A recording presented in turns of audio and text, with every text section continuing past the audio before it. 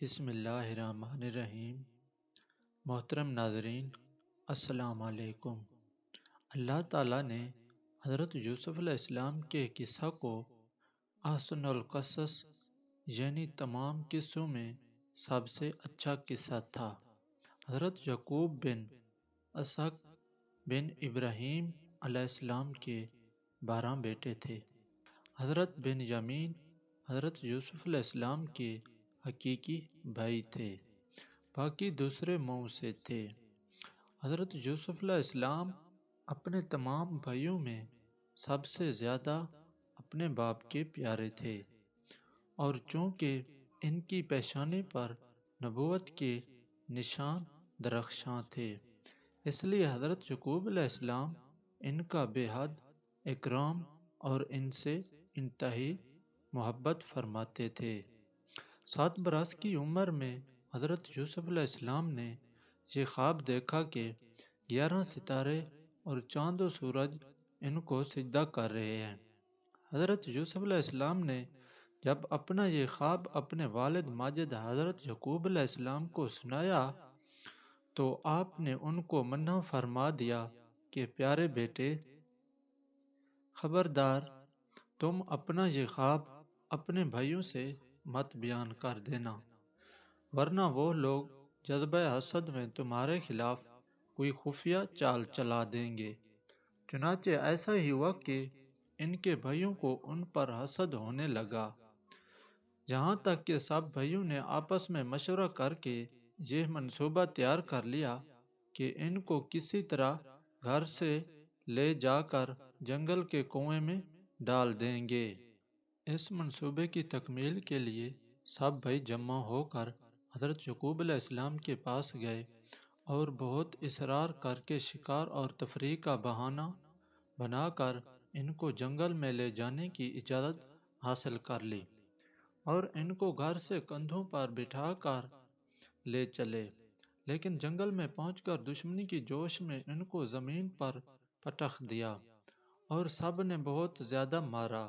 پھر ان کا کرتا اتار کر اور ہاتھ پاؤں باندھ کر ایک گہرے اور اندھیرے کنویں میں گرا دیا۔ لیکن فوراً ہی حضرت جبرائیل علیہ السلام نے کنویں میں تشریف لا کر ان کو غرق ہونے سے اس طرح بچا لیا کہ ان کو ایک پتھر پر بٹھا دیا جو اس کنویں میں تھا، اور ہاتھ پاؤں کھول کر تسلی دیتے ہوئے ان کا خوف و ہراس دور کر دیا۔ اور گھر سے چلتے وقت حضرت یعقوب علیہ السلام نے حضرت یوسف علیہ السلام کا جو کرتا طویل بنا کر آپ کے گلے میں ڈال دیا تھا وہ نکال کر ان کو پہنا دیا، جس سے اس اندھیرے کنویں میں روشنی ہو گئی۔ حضرت یوسف علیہ السلام کے بھائی آپ کو کنویں میں ڈال کر اور آپ کے پیراہن کو ایک بکری کے خون میں لت پت کر کے اپنے گھر کو روانہ ہو گئے، اور مکان کے باہر ہی سے چیخیں مار کر رونے لگے۔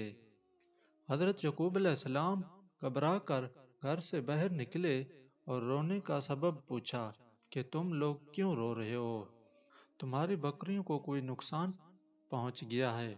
پھر حضرت یعقوب علیہ السلام نے دریافت فرمایا کہ میرا یوسف کہاں ہے؟ میں اس کو نہیں دیکھ رہا ہوں۔ تو بھائیوں نے روتے ہوئے کہا کہ ہم لوگ کھیل میں دوڑتے ہوئے دور نکل گئے اور یوسف علیہ السلام کو اپنے سامان کے پاس بٹھا کر چلے گئے تو ایک بھیڑیا آیا اور وہ ان کو پھاڑ کر کھا گیا، اور یہ ان کا کرتا ہے۔ ان لوگوں نے کرتے میں خون تو لگا لیا تھا لیکن کرتے کو پھاڑنا بھول گئے تھے۔ حضرت یعقوب علیہ السلام نے اشک بار ہو کر اپنے نور نظر کے کرتے کو جب ہاتھ میں لے کر غور سے دیکھا تو کرتا بالکل سلامت ہے اور کہیں سے بھی پھٹا نہیں ہے۔ تو آپ ان لوگوں کے مکر اور جھوٹ کو سمجھ گئے اور فرمایا کہ بڑا ہوشیار اور سیانہ بھیڑیا تھا کہ میرے یوسف کو تو پھاڑ کر کھا گیا، مگر ان کے کرتے پر ایک ذرا سی خراش بھی نہیں آئی۔ اور آپ نے صاف صاف فرما دیا کہ یہ سب تم لوگوں کی کارستانی اور مکر و فریب ہے۔ پھر آپ نے دکھے ہوئے دل سے نہایت درد بھری آواز میں فرمایا، حضرت یوسف علیہ السلام 3 دن اس کنویں میں تشریف فرما رہے۔ یہ کنواں خالی تھا، مگر آپ کی برکت سے اس کا پانی بہت لذیذ اور نہایت شریر ہو گیا۔ اتفاق سے ایک قافلہ مدین سے مصر جا رہا تھا، جب اس قافلہ کا ایک آدمی جس کا نام مالک بن زہر غزئی تھا، باقی پانی بھرنے کے لیے آیا اور کنویں میں ڈول ڈالا تو حضرت یوسف علیہ السلام ڈول پکڑ کر لٹک گئے۔ مالک بن زہر نے ڈول کھینچا تو آپ کنویں سے باہر نکل آئے۔ جب اس نے آپ کے حسن و جمیل کو دیکھا تو اپنے ساتھیوں کو خوشخبری سنانے لگا۔ حضرت یوسف علیہ السلام کے بھائی جو اس جنگل میں روزانہ بکریاں چرایا کرتے تھے، برابر روزانہ کنویں میں چھانک چھانک کر دیکھا کرتے تھے۔ جب ان لوگوں نے آپ کو کنویں میں نہیں دیکھا تو تلاش کرتے ہوئے قافلے میں پہنچے اور آپ کو دیکھ کر کہنے لگے کہ یہ تو ہمارا بھاگا ہوا غلام ہے، جو بالکل ہی ناکارہ اور نافرمان ہے۔ یہ کسی کام کا نہیں ہے۔ اگر تم لوگ اس کو خرید دو تو ہم بہت ہی سستا تمہارے ہاتھ فروخت کر دیں گے، مگر شرط یہ ہے کہ تم لوگ اس کو یہاں سے اتنی دور لے جا کر فروخت کرنا کہ جہاں تک اس کی خبر نہ پہنچے۔ حضرت یوسف علیہ السلام بھائیوں کی خوف سے خاموش کھڑے رہے اور ایک لفظ بھی نہ بولے۔ پھر ان کے بھائیوں نے ان کو مالک بن زہر کے ہاتھ صرف 20 درہموں میں فروخت کر دیا۔ مالک بن زہران نے خرید کر مصر کے بازار میں لے گیا اور وہاں عزیز مصر نے ان کو بہت زیادہ قیمت دے کر خرید لیا اور اپنے شاہی محل میں لے جا کر اپنی ملکہ زلیخا سے کہا کہ تم اس غلام کو نہایت اعزاز و اکرام کے ساتھ اپنی خدمت میں رکھو۔ چنانچہ آپ عزیز مصر کے شاہی محل میں رہنے لگے اور ملکہ زلیخا ان سے بہت محبت کرنے لگی، بلکہ ان کے حسن و جمال پر فریفتہ ہو کر عاشق ہو گئی، اور اس کا جوش عشق یہاں تک بڑھا کہ ایک دن زلیخا عشق و محبت میں ولوہانہ طور پر آپ کو پھسلانے اور لبھانے لگی اور آپ کو ہم بستری کی دعوت دینے لگی۔ آپ نے معاذ اللہ کہہ کر انکار فرما دیا اور صاف کہہ دیا کہ میں اپنے مالک عزیز مصر کے ساتھ خیانت کر کے اس کے احسانوں کی ناشکری نہیں کر سکتا۔ اور آپ گھر میں سے بھاگ نکلے تو ملکہ زلیخا نے دوڑ کر پیچھے سے آپ کا کپڑا پھاڑ لیا اور پکڑ لیا اور آپ کا کپڑا پیچھے سے پھٹ گیا۔ عین اسی حالت میں عزیز مصر مکان میں آ گئے اور دونوں کو دیکھ لیا تو زلیخا نے آپ پر تہمت لگا دی۔ عزیز مصر حیران ہو گیا کہ ان دونوں میں سے کون سچا ہے۔ اتفاق سے مکان میں ایک 4 ماہ کا بچہ پالنے میں لیٹا ہوا تھا۔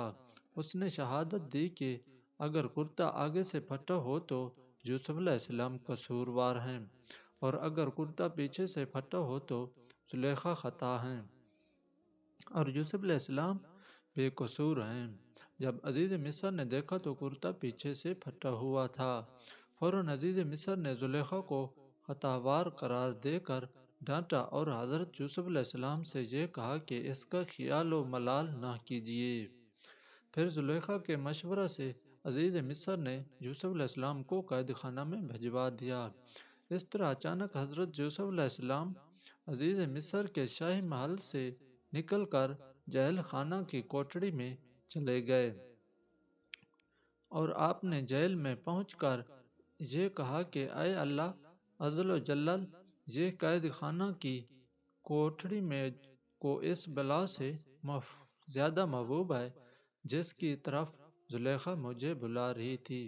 پھر آپ 7 برس یا 12 برس جیل خانہ میں رہے اور قیدیوں کو توحید اور اعمال صالحہ کی دعوت دیتے اور وعظ فرماتے رہے۔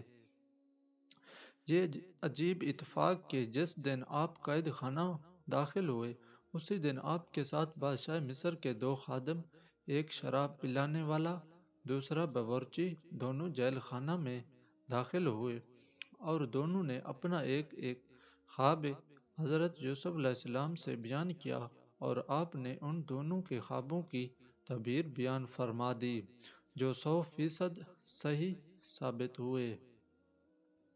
اسی دوران مصر کے بادشاہ عظیم ریال بن ولید نے یہ خواب دیکھا کہ 7 فربا گایوں کو 7 دبلی گائیں کھا رہی ہیں، اور 7 ہری بالیاں ہیں اور 7 سوکھی بالیاں ہیں۔ بادشاہ اعظم نے اپنے درباریوں سے اس خواب کی تعبیر دریافت کی تو لوگوں نے اس خواب کو خواب پریشان کہہ کر اس کی کوئی تعبیر نہیں بتائی۔ اتنے میں بادشاہ کا ساقی جو قید خانہ سے رہا ہو کر آ گیا تھا، اس نے کہا کہ مجھے اس خواب کی تعبیر معلوم کرنے کے لیے جیل خانہ میں جانے کی اجازت دی جائے۔